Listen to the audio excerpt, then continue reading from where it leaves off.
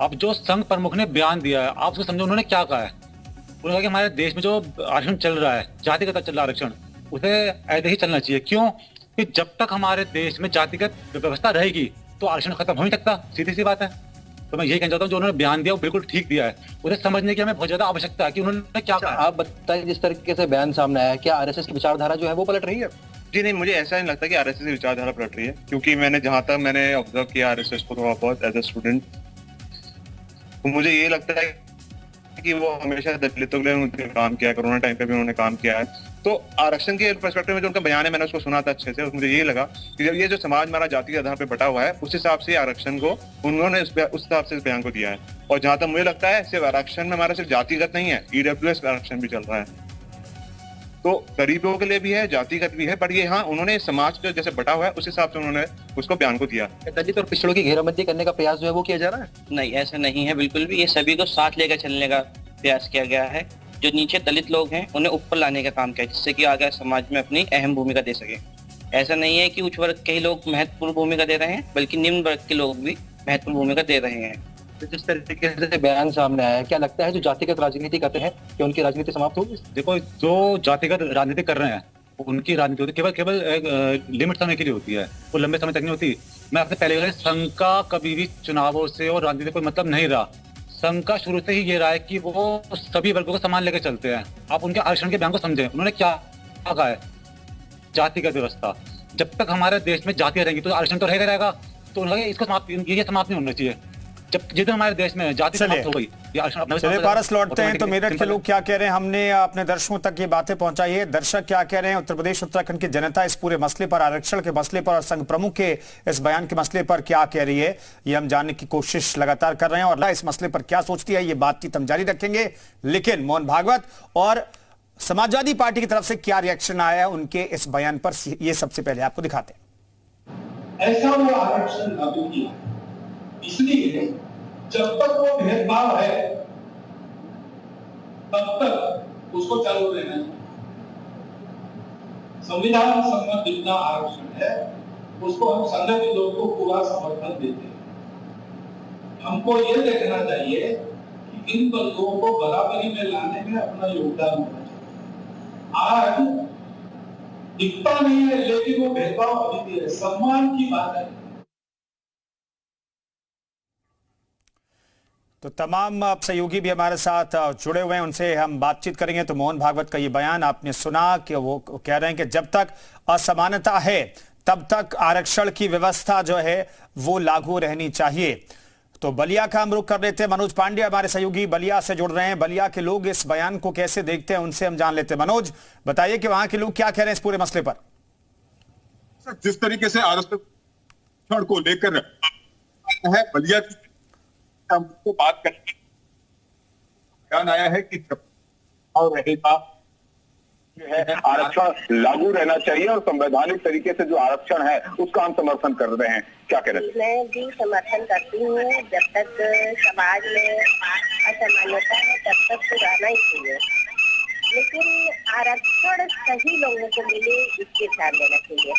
क्या आपको लगता है कि ये चुनावी पैतरा है क्या एक तरीके का, जिस तरीके से उनका बयान आया? 2024 में मोहन भागवत जी का यह बयान, देश में चुनावी माहौल है और मैं जिस बिरादरी से आता हूँ, मैं एक मुसलमान हूँ और आरक्षण से सबसे अधिक देश में किसी किसान है कि मुसलमान। हमारे मुसलमान में 80% लोगों को जनरल में रख दिया गया।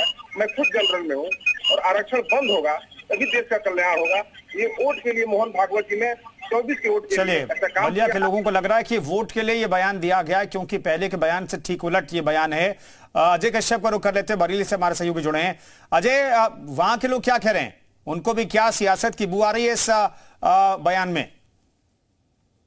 देखिए, बरेली की बात की जाए तो बरेली की जनता इस मोहन भागवत जी के बयान को जो है चुनाव से जोड़ के देख रही, क्योंकि अब जो है 2024 के चुनाव की उल्टी गिनती शुरू हो गई। कुछ मौजूद लोग मेरे संग मौजूद है, उनसे बात करने की कोशिश करेंगे। मोहन भागवत जी ने कहा आरक्षण को सपोर्ट कर दिया है, जो एक बार को जो कहा जाता था कि आरक्षण के विरोध में रहते थे, लेकिन आप लोकसभा चुनाव से पहले जो है अब उन्होंने कह दिया कि ये जो स्थिति है बहाल रहनी चाहिए। क्या कहेंगे? देखिए, मोहन भागवत जी ने जो कहा है वो सरासर गलत कहा है।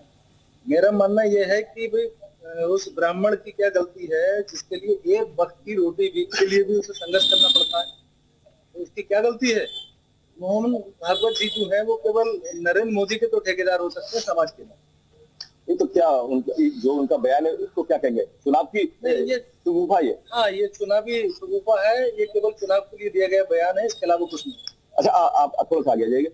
मोहन भागवत जी के जो बयान आया है उसको क्या कहेंगे आप? बरेली के वसीले हो, क्या कहेंगे? इस चुनाव से जोड़ के देखें या कुछ और मतलब निकालें इसका? देखिए सर, जैसा कि उन्होंने कहा है, अब ये तो हम नहीं समझ सकते कि उन्होंने क्या सोच के कहा है, लेकिन अगर उन्होंने एक ब्राह्मण के लिए कहा है तो वो तो नहीं, उन्होंने पूरी आरक्षण प्रणाली को कहा है कि अगर आपके समाज में भेदभाव व्याप्त है तो उसको जो आरक्षण प्रणाली से बाहर रखना चाहिए। पहले भेदभाव हटाइए, फिर आरक्षण प्रणाली को हटाइएगा। नहीं, ऐसा नहीं होना चाहिए जैसा उन्होंने कहा है, क्योंकि ये सभी लोगों की बात है, सभी लोगों को साथ में जोड़ के चलने में बहुत ही भला है और देश का विकास भी इसी बारे में है। अब अगर सबको करेंगे, भेदभाव करेंगे तो लौटते हैं, नहीं चल। बिल्कुल, एक बार फिर से हम लखनऊ का रुख कर लेते हैं। हमारे सहयोगी मयूर भी हमारे साथ मौजूद हैं। मयूर, इस टाइमिंग को लेकर के बहुत सारे सवाल उठाए जा रहे हैं, क्योंकि चुनाव, अब लोकसभा के चुनाव 7-8 महीने दूर है। ऐसे में मोहन भागवत के इस बयान को क्या लखनऊ के लोगों को भी लग रहा है कि चूंकि पहले आरक्षण के समीक्षा की उन्होंने बात कही थी और अब कह रहे हैं कि जब तक समाज में असमानता है तब तक आरक्षण व्यवस्था को संविधान के हिसाब से चालू रखना चाहिए, यानी कि पिछले बयान को उन्होंने साइड कर दिया है और अब एक नया बयान, एकदम उलट बयान सामने आया है।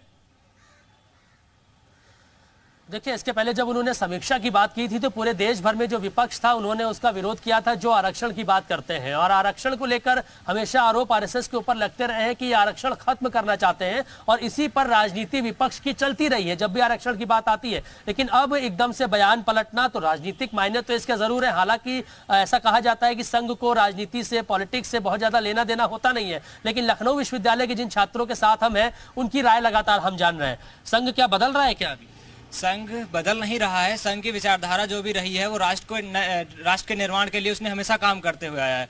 तो वो समय के अनुसार, समय को देखते हुए अपने विचार रखता है और अपना काम करता है। तो आपको लगता है अभी जो बात कह रहे हैं ठीक है क्या? जी, अभी जो वो कह रहे हैं तो ऐसा है कि आरक्षण उस टाइम पे, जिस टाइम लागू किया था उस टाइम केवल 10 साल के लागू किया गया था, लेकिन समय को देखते हुए उसको हटा देना चाहिए। आरक्षण होना चाहिए लेकिन केवल इकोनॉमी के बेसिस पे ही होना चाहिए, क्योंकि हम भी एक किसान परिवार से हैं, भाई भी एक किसान परिवार से हैं और साथ में जो भाई खड़े ये भी किसान परिवार से हैं। तो आर्थिक स्थिति सबकी अब बदल चुकी है ना, तो उस हिसाब से आर्थिक स्थिति अब बदल चुकी है, तो अब इस पे पॉलिटिक्स नहीं होना चाहिए, आरक्षण खत्म होना चाहिए, ऐसा आप लोगों का कहना है? इसका बिल्कुल पूर्णतः उसको बंद करना चाहिए। पहले तो ये केवल चुनावी मुद्दा है और चुनावी मुद्दे और एक त्रुटि वोट बैंक के लिए इसका यूज किया जाता है। भाई, आरक्षण उसको दिया जाए जो वाकई में गरीब हो, जो सत्ता में बैठ के, चिराग पासवान को आरक्षण की जरूरत है, रामविलास पासवान, स्वर्गीय रामविलास पासवान जी इतने बड़े साम्राज्य के मालिक बनके चले गए, उनको आरक्षण की जरूरत थी। मायावती जी को मैं फिर कहूंगा, मायावती जी को आरक्षण की जरूरत थी, लेकिन बाबा साहब अंबेडकर ने केवल 10 साल के लिए इसका लागू किया था। और जब जब चुनाव नजदीक आता है, चाहे वो निकाय चुनाव हो, चाहे लोकसभा चुनाव हो, चाहे विधानसभा चुनाव हो, केवल एक त्रुटि वोट बैंक के लिए उसको यूज किया। अभी तक तो आरएसएस के ऊपर आरोप लगते थे कि ये लोग आरक्षण खत्म करने आ गए हैं इस देश में, अब वो कह रहे हैं कि चलना चाहिए। अभी कहाँ स्थिति है इस देश की आरक्षण को लेकर, क्या आपका सोचना है इस पर, क्या मायने है इसके? मेरा यही मानना है, मतलब अब आरक्षण नहीं रहना चाहिए, बस आरक्षण को पूर्णतः बंद करना चाहिए और जो गरीब को ही मिलना चाहिए आरक्षण, ना कि ज्यादा को। आपकी क्या राय है आरक्षण को लेके? जी, हमारी राय है कि जिसकी उस चीज़ की आवश्यकता है आरक्षण की, उसी को ही मिलना चाहिए। यानी कि जो मोहन भागवत का बयान है उससे आप इत्तला नहीं रखते? बिल्कुल नहीं, खंडित करते हैं हम लोग। आप लोग खंडित करते? बिल्कुल, मैं खुद स्वयंसेवक हूँ, मैं राष्ट्रीय स्वयंसेवक का खुद स्वयंसेवक हूँ और अच्छा स्वयंसेवक हूँ, मेरे परिवार स्वयंसेवक रहा है। लेकिन हम लोग सनातन को मानने वाले लोग हैं, हम लोग राष्ट्रहित में काम करने वाले लोग हैं। लेकिन जब मेरे साथ ही छल किया जा रहा है, भाई मैं वही फॉर्म 800 का भरता हूँ, वही फॉर्म वो बंदा 1200 का भरता है, जबकि वो मुझसे अमीर है, लेकिन भेदभाव कहाँ? आप संघी हैं, आपका परिवार संघी। अब आपको लगता है कि संघ में जो पॉलिटिक्स की तरफ पहले नहीं रहते थे ये लोग, नेतागिरी से मतलब नहीं था, चुनावों से मतलब नहीं था, अब क्या मतलब बहुत ज्यादा हो गया? खुद मुझे आश्चर्य हुआ, मैं अभी टीवी देख रहा था और मुझे पता चला कि यहाँ डिबेट चल रही, मैं जा रहा था तो मैं दौड़ता चला आया। मुझे आश्चर्य हुआ कि मोहन भागवत जैसे इतने प्रतिष्ठित व्यक्ति ने बयान दिया, ये सरासर निंदनीय है और आरक्षण खत्म करना चाहिए। देखिए, इन लोग का कहना है आरक्षण खत्म करना चाहिए, ये ठीक है, लेकिन आरक्षण खत्म करने की बात इस वक्त कैसे कर सकते हैं आप? सियासत के मूड को भी समझिए आप।